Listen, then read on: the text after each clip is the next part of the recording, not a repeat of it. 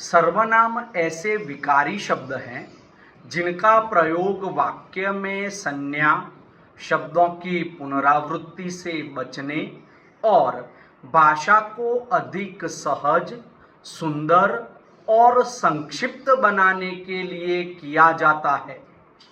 जब हम किसी व्यक्ति या वस्तु के बारे में लगातार बात करते हैं तो हर बार उसके नाम का प्रयोग करना वाक्य को बोझिल और अटपटा बना देता है। सर्वनाम इसी पुनरावृत्ति को रोककर प्रवाह बनाए रखते हैं। सर्वनाम का अर्थ और परिभाषा इस प्रकार हो सकती है। सबसे पहले सर्वनाम का अर्थ देखते हैं। सर्वनाम दो शब्दों के मेल से बना है। सर्व, जिसका अर्थ है सब, और नाम, जिसका अर्थ है संज्ञा। इस प्रकार सर्वनाम का शाब्दिक अर्थ है सबका नाम।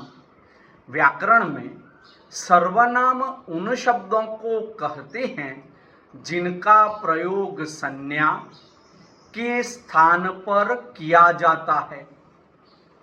सरल शब्दों में कहना हो तो इस प्रकार कह सकते हैं, सर्वनाम वह शब्द है जो संज्ञा के स्थान पर प्रयुक्त होता है ताकि भाषा में बार बार एक ही नाम का प्रयोग न करना पड़े।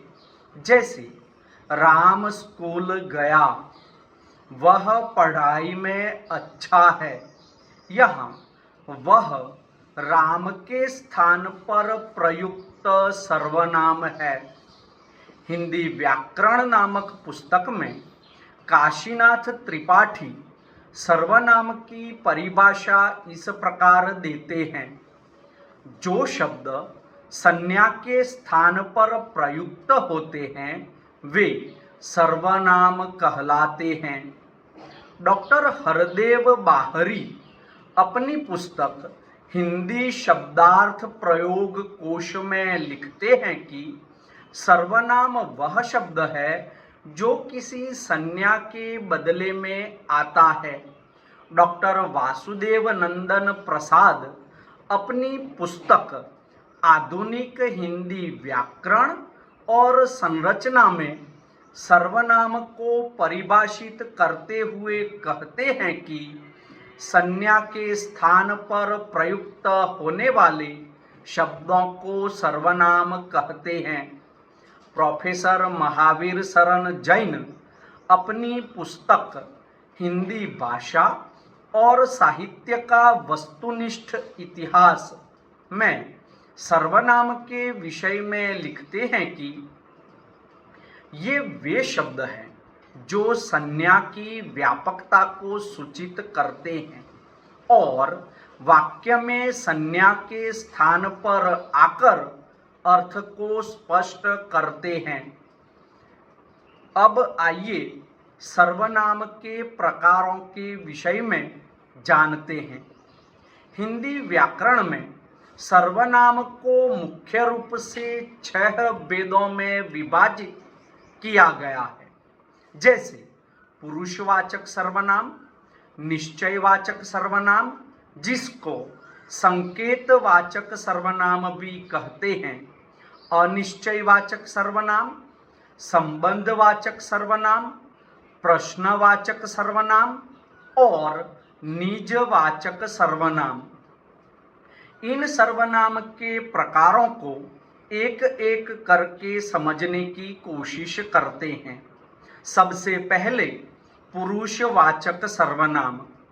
ये सर्वनाम वक्ता, श्रोता और अन्य व्यक्ति के लिए प्रयुक्त होते हैं। मुख्य रूप से इसके 3 उपभेद हैं। एक, उत्तम पुरुष सर्वनाम। वक्ता अपने लिए जिन सर्वनामों का प्रयोग करता है, जैसे मैं, हम, मुझे, हमारा आदि। उदाहरण के लिए, मैं खाना खा रहा हूँ, हम बाजार जाएंगे आदि।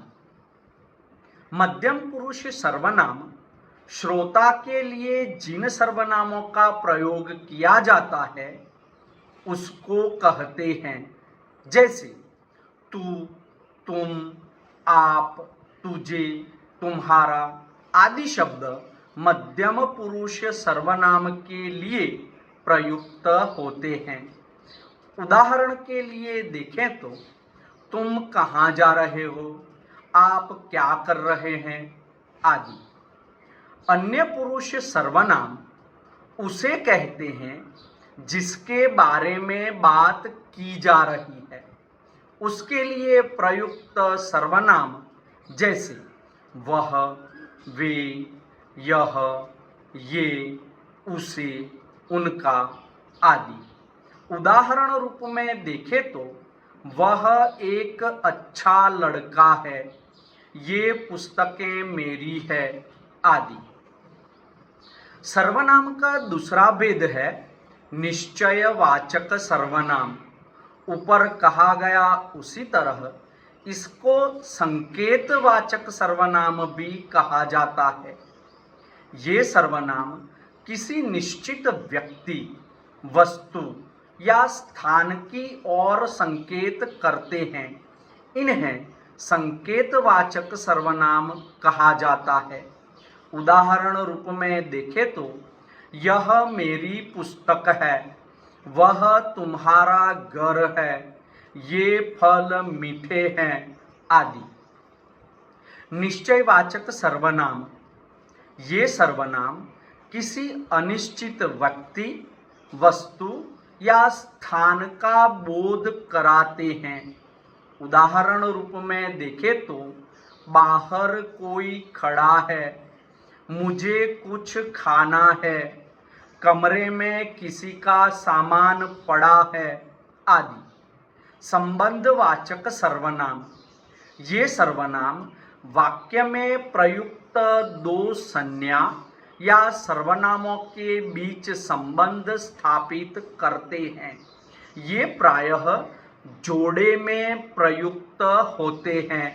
उदाहरण रूप में देखें तो जो मेहनत करेगा वह सफल होगा, जैसी करनी वैसी बरनी, जिसका जितना गुड़ डालोगे उतना मीठा होगा आदि। प्रश्नवाचक सर्वनाम ये सर्वनाम प्रश्न पूछने के लिए प्रयुक्त होते हैं, जैसे कौन आया है, क्या हो रहा है, किसे बुला रहे हो आदि। निजवाचक सर्वनाम ये सर्वनाम कर्ता के साथ अपनापन या निजता का बोध कराते हैं। हिंदी में आपका प्रयोग निजवाचक सर्वनाम के रूप में होता है, किंतु मध्य पुरुष आप से यह भिन्न है।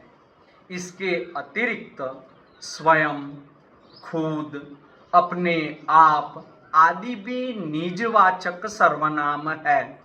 कुछ उदाहरण देखते हैं, जैसे मैं अपने आप चला जाऊंगा, वह खुद ही समझ जाएगा, हमें अपना काम समय पर करना चाहिए आदि।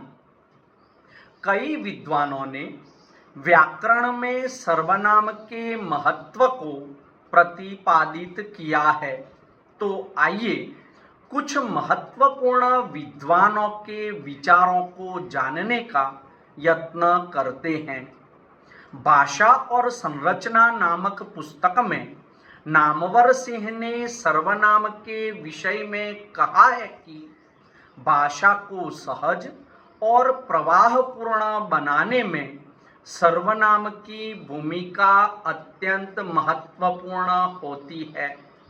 कामता प्रसाद गुरु अपनी पुस्तक हिंदी व्याकरण में सर्वनाम के महत्व पर प्रकाश डालते हुए लिखते हैं कि सर्वनाम भाषा को संक्षिप्तता और सुंदरता प्रदान करते हैं।